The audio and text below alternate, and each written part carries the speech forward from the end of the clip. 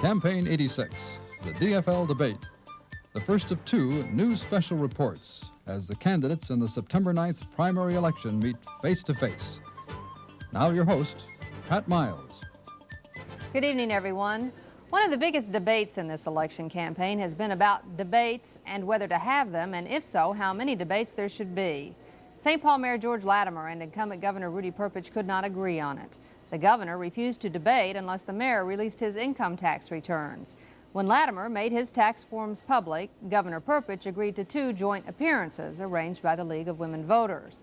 But League policy is to include all candidates who pay the filing fee. In the DFL, there are 5. Latimer wanted an exclusive debate facing only Governor Perpich. But in the end, he had to settle for what he could get, and Perpich and one of the two others. The first 2 weeks ago in Duluth, the other tonight in St. Paul. We're going to show you excerpts from this League-sponsored debate taped earlier this evening at the World Theater. 4 of the 5 candidates were present, including Mayor Latimer, Governor Perpich, Andrew Olson, and Phil Rattay. They were joined by the Minneapolis League president and a panel of reporters. This is very likely the last time Perpich and Latimer will appear together before the election. Their sharpest exchange of the evening came in response to a question about what they and the others would do about the problems of unemployment. We started the program 3 years ago, and jobs was our main issue. We recognized that Minnesota had to lower their taxes, and there were a number of things that we had to do. So we had a $1.4 billion reduction in taxes to help the entire state of Minnesota, so that we got rid of that stigma of being an anti-business or an anti-job environment state. We invested in education, $855 million, and that helps the schools throughout the state of Minnesota to prepare our young people for the world of tomorrow. We've had, in the area of agriculture, for the farms, we've had the best farm program of any state in the union. It's very difficult to be in agriculture, but if you're a farmer in Minnesota, you're much better off being in Minnesota than being in any other state. We proposed a RIM legislation, which will take fragile lands out of production, marginal lands out of production. It'll help the farmer. That'll be a $40 million program for 15 years. We proposed a Greater Minnesota Fund, in which we will put money into the applied research and make the secondary and post-secondary institutions the centers, and from that we'll spin off the jobs. In northeastern Minnesota, again, we have helped stabilize that industry, and with our Department of Economic Development, we have helped 300 businesses in Minnesota, and 85% of that effort was in rural Minnesota. And so you have to compare what rural Minnesota compared to rural areas of other states, and you also have to compare the mining areas of northern Minnesota to mining areas of other parts of the country, and you'll see how much better we are doing, much, much better. And it's because of that effort that those areas are doing better, and we will continue with these programs in economic development, the Greater Minnesota Fund, the Reinvest in Minnesota, and keep our support in education, because that is the best way that we can meet the challenges of the future. I don't know of anyone in Minnesota, except for this governor, who thinks that the industry on the range has been stabilized, or who thinks that the farmers of Minnesota are better off than farmers elsewhere. Last year, we lost 5,000 more farm families, more than any other state in the nation. There are even more in jeopardy right now. As far as the range is concerned, we have lost more people from St. Louis County in the past year since the last census than all but 3 counties in America. The hemorrhaging continues. It will continue as long as we continue to fritter away our energy and leadership on looking for quick fixes, the Saturn plant, the mega mall, and efforts of that kind. We've got to diversify within the mining industry, for example. Canada has invested in that. The National Geological Survey at the university is prepared to invest its research in that area, and that is where the taconite industry began at the University of Minnesota. And this administration has failed to invest in that kind of research at the University of Minnesota. And this administration, when it had a deficit, is the one that withdrew the $10 million to diversify small and medium-sized business in the range as well. We must reinvest in rural Minnesota using local strategies. We must continue our effort to help the farmer, but we also must examine our state government and find out how many of those jobs being performed in St. Paul could be better performed by decentralizing and delivering the service out into rural Minnesota as well as into the Northeast. If we do all of those things and we target our efforts and bring the total overhead, the unemployment compensation law has to be brought. This administration, this has to be brought into line. This administration, after 4 years, has still not offered an unemployment bill. We need to do all of those things. Until we do, we're not going to find recovery on the range or in rural Minnesota. Thank you. Mr. Olson? It's a bunch of nonsense. What we need to do is reestablish the productive industries that we've had in Minnesota. Let's get the farms back so they're healthy again. Let's get the Iron Range producing, and let's get the factories going. And the only way we're going to do that is, and speaking of the farm situation now, is to establish a debt moratorium that former Governor Floyd B. Olson did in the 30s. Boom, no more farm foreclosures. And call for a resolution on the part of the governor and the legislatures for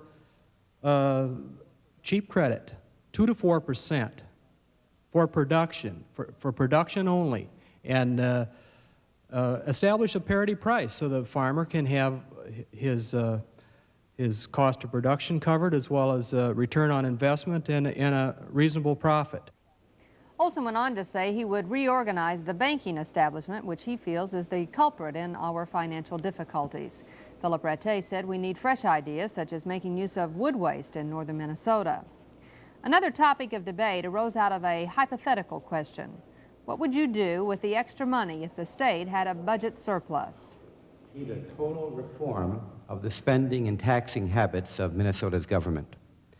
I would recommend, first of all, when I am governor, I intend to call in all of the managers and the representatives of the unions of the public employees for the state and talk about what improvements for productivity they could have implemented over the past years, but have failed to do for lack of, either because of barriers of politics or lack of opportunity, or indeed, in some cases, lack of the capacity or financial ability to do so.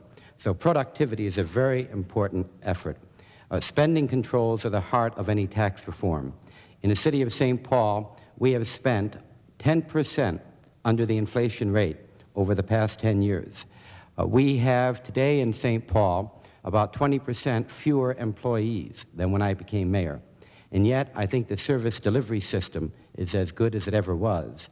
Therefore, that proves we can be much more productive. Secondly, I would reinvest any surplus in bringing the tax rates down, all of the tax rates. We have to totally reform our tax system besides our spending controls. We ought to take the 70 separate property classifications, reduce them to 3 or 5. We would then reduce the income tax nominal rate as well as the effective rate. We would broaden and make uniform with the federal income tax, our present income tax. And if we do those things, we can have a more accountable system. We also should be rewriting the foundation aid formula, which right now penalizes school districts which are not well endowed with high property valuation. If we reinvest in bringing more stability in our tax system and at the same time bring better control on spending, we can in fact look to a great future in Minnesota. Governor Perpich? We had a surplus in the budget after doing a lot of work internally in state government and having 200-some thousand people go back to work. We reduced taxes, $1.4 billion. We increased aid to education, $855 million. I believe that if we're going to be competitive in worldwide markets, that the effort has to be in education. And so therefore, most of the monies would go for education. I would have full-day kindergarten classes. I try to have pilot projects for K through 3 to have smaller classes, maybe 15 student-teacher ratio. So in the whole entire area of K-12, we would come in and help as far as the financial aid. Our AVTIs and our community colleges, to have daycare centers at each and every one of our AVTIs.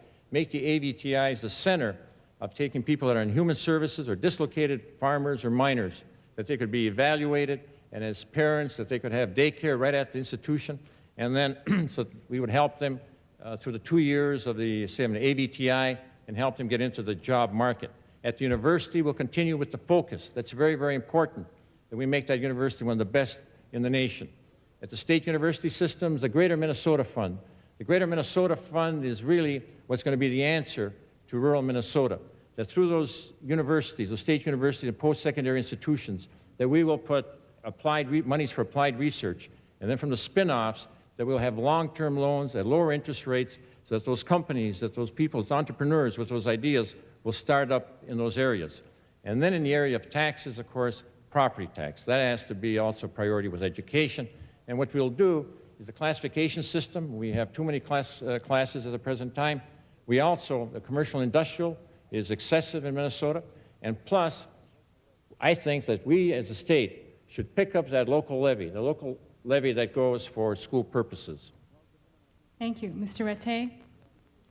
Well, gentlemen, I think you all dropped the ball. I think what we ought to do with any state surplus is we ought to return it to the people who it came from, the taxpayers. The taxpayer has been a forgotten animal and a forgotten person in most of these campaigns for governor, on both the Republican side and on the DFL side. If there is a surplus, I think we would have Governor Perpich to thank for it.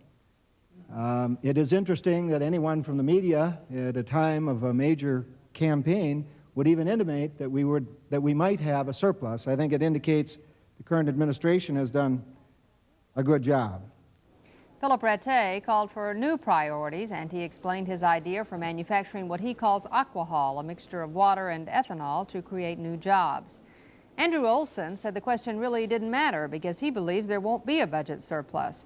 He preferred to discuss his ideas for plasma and laser technology to revitalize the state's economy. We'll be back with more from the debates from the DFL candidates in just a moment.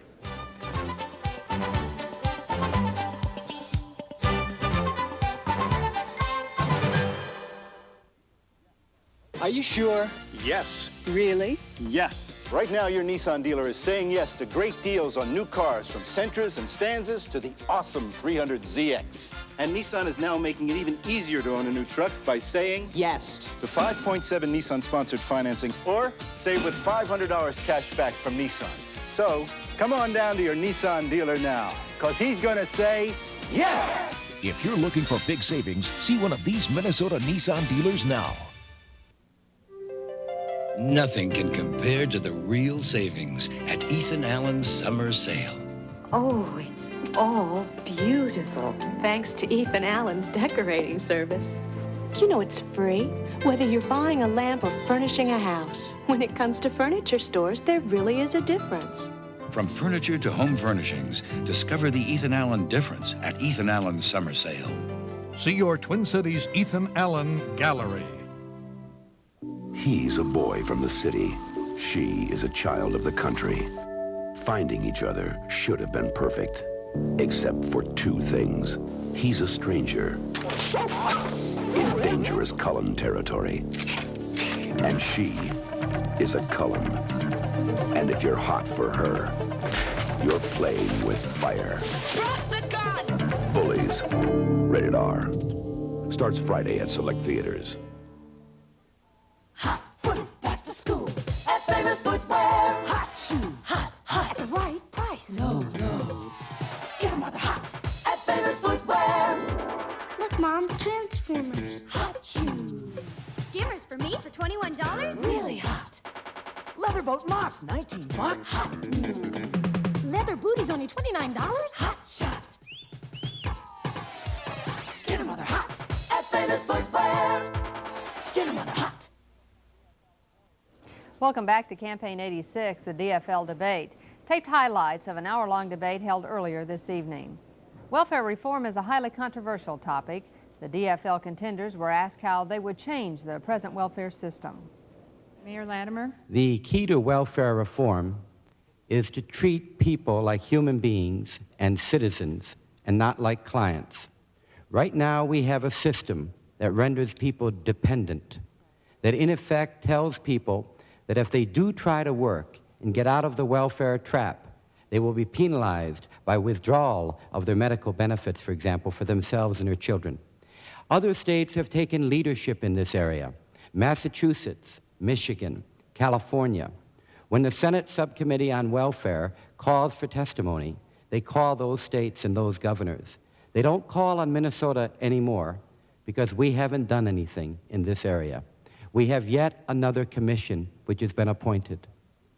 A commission cannot govern, only a governor can govern. The fact is, we need to enter into a contract with individuals.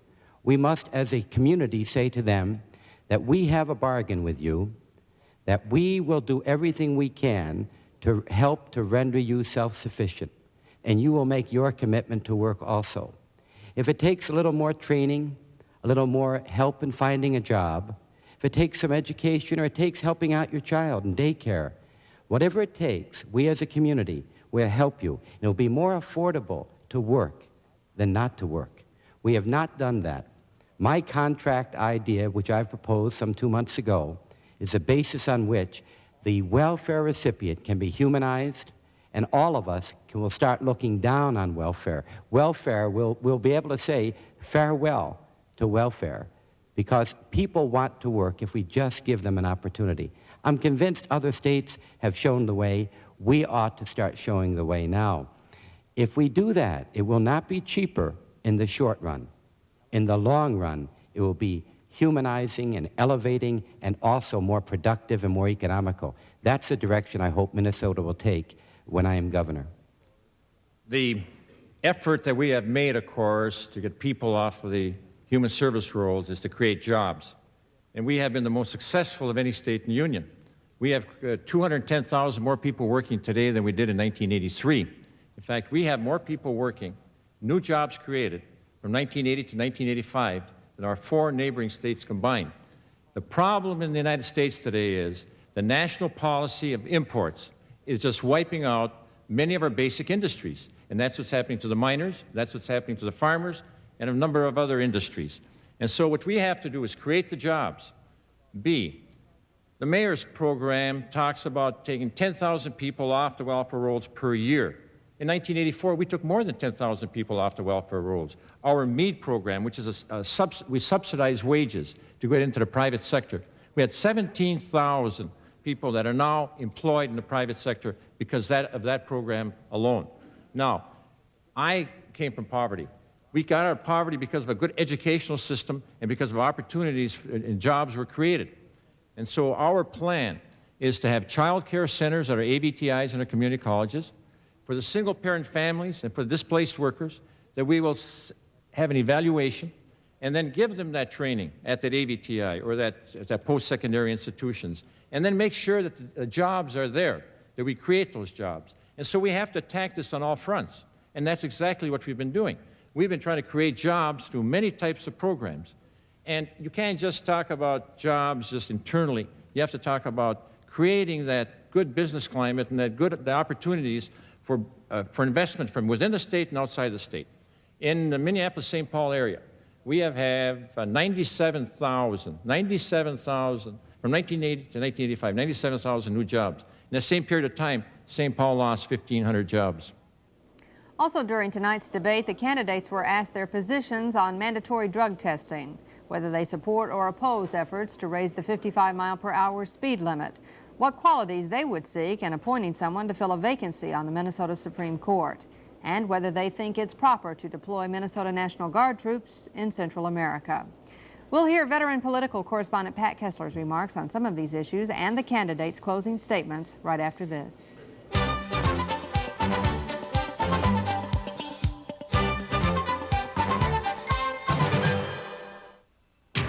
A foolish prank. We're American citizens. Why are you in Russia? An ordeal of terror.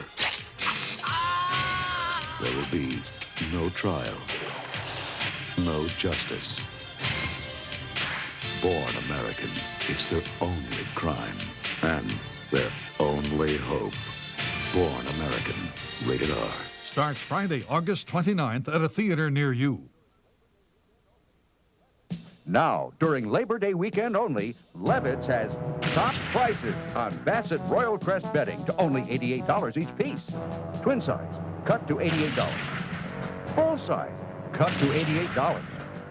Queen size cut to $88. King size cut to $88. Any size Royal Crest mattress or foundation, only $88 each piece. King and queen sizes sold as sets only. No wonder they say, you love it at Levitt's. My Harry spoils me.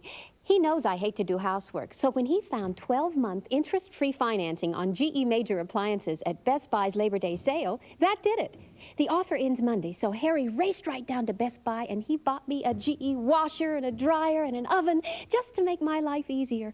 GE interest-free financing and Best Buy superstores have made being a homemaker fun again. Hi, hon. I'm home. What's for dinner? Better hurry. Toyota's all-out sellout is almost over. The factory challenged Toyota dealers to sell everything they've got by month's end, so they're making their best deals on the biggest inventory of the year. Everything from sporty Celica GTs to dependable Corollas. Their prices may never be lower. Your trade-in may never be worth more. If you need financing, they want to help. Now's the best time to make the best deal of the year. See your Toyota dealer now. You've got to hurry. Toyota's all-out sellout is almost over. Hey, bartender. Yeah, what'll it be? Just ask me, what do you have?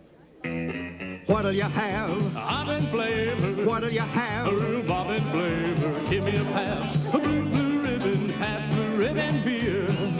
Rockin' taste is what I favor. True blue taste is what I savor. Give me a Pabst Blue Ribbon. Pabst Blue Ribbon beer. You know what we like. Welcome back to Campaign 86, the DFL Debates. Excerpts from tonight's debate on the stage of the World Theater in St. Paul.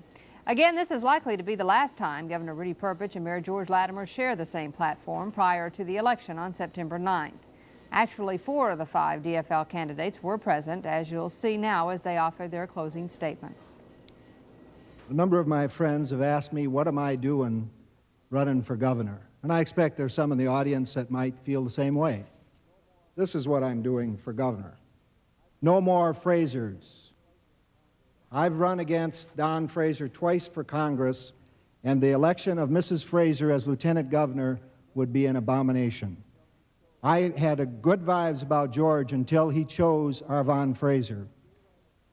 What that ticket stands for is gay rights, abortion, and gun control, and unfortunately a small clique in the DFL has made that the platform of the DFL. I disavow that part of the platform. I am not for gay rights. I am not for abortion. I am not for gun control, and George Latimer is. Don't vote for Latimer if you don't want gay rights. If you want abortion, vote for Latimer. If you want gun control, vote for Latimer. Mayor Latimer?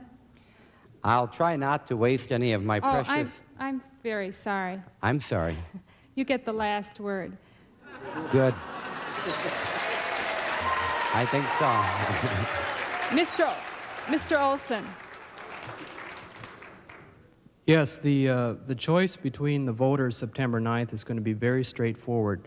Between myself as a productive individual versus the mayor or the governor who's supporting the post-industrial service economy fanaticism.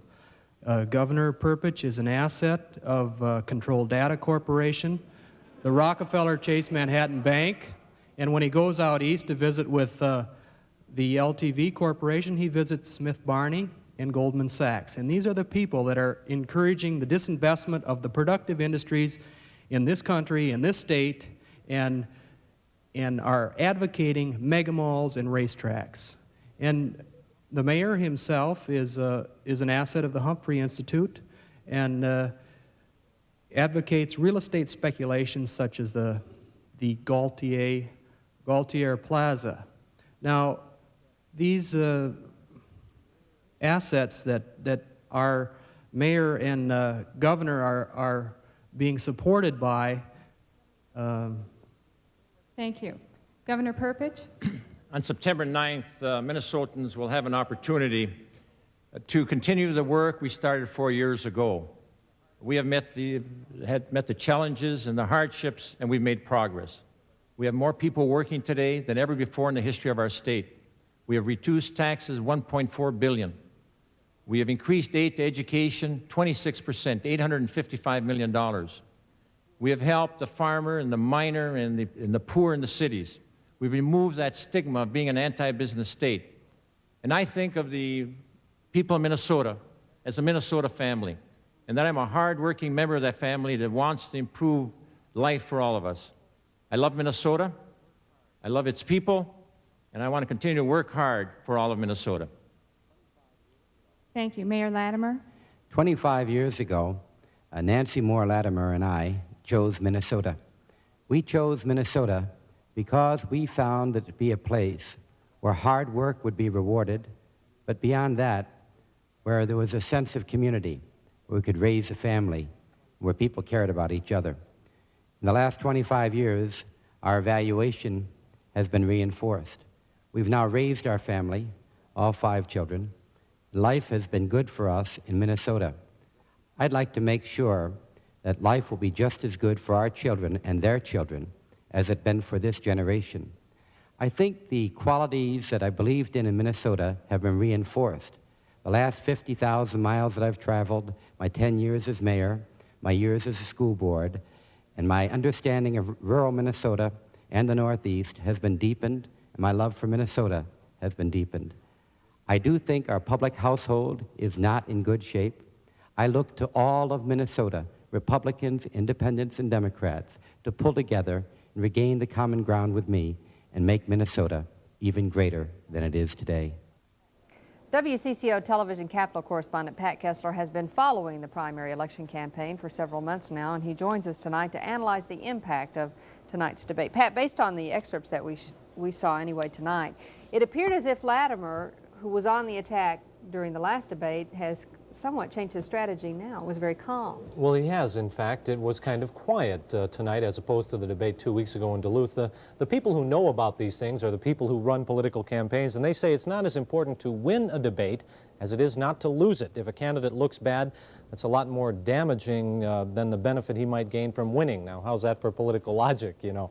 The exposure itself is very helpful for people who are running for office to gain impressions, people who are going to vote to gain impressions as well. I'm not sure that the issues tonight, the 55-mile-an-hour speed limit or drug testing or even Central America, are going to be enough to move great numbers of people, but some people probably will, Pat, make up their minds. You mentioned George Latimer. Yes, George Latimer indeed has softened his attack a little bit. He says he used the first few months of the debate to point out the differences between Mayor Latimer and Governor Perpich, and now he's the warm and fuzzy George. He's trying to get people to like him a little bit more.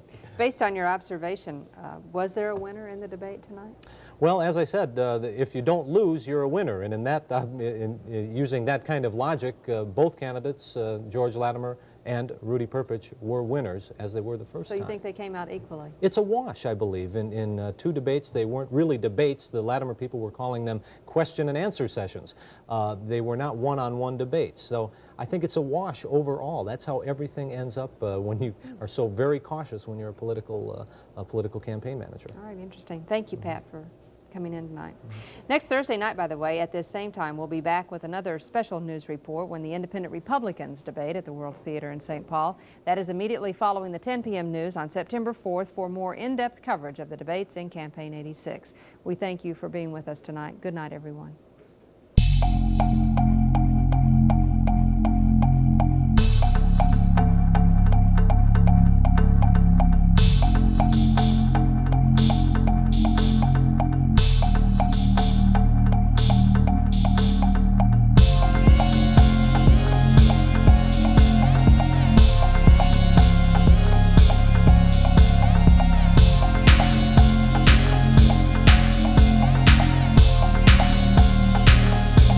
It's Freeway Ford Silver Anniversary 10-day closeout sell-a-thon. And now through Labor Day, you'll save the most on your new Ford truck. From light trucks to conversion vans, get up to $1,000 cash back and get as low as 6.9% on most Ford trucks. Plus special factory discount packages. We've got tons of trucks on sale. Right now, get new conversion vans as low as $14,995. Hurry in. Our 10-day closeout sell-a-thon, it ends Labor Day. Only at Freeway Ford. Come on in. 35W at 98th Street exit in downtown Bloomington. This is the gallery of silent sufferers. They have hay fever but hesitate to take an anti-allergy product that may make them feel drowsy. Now advances in treatments for hay fever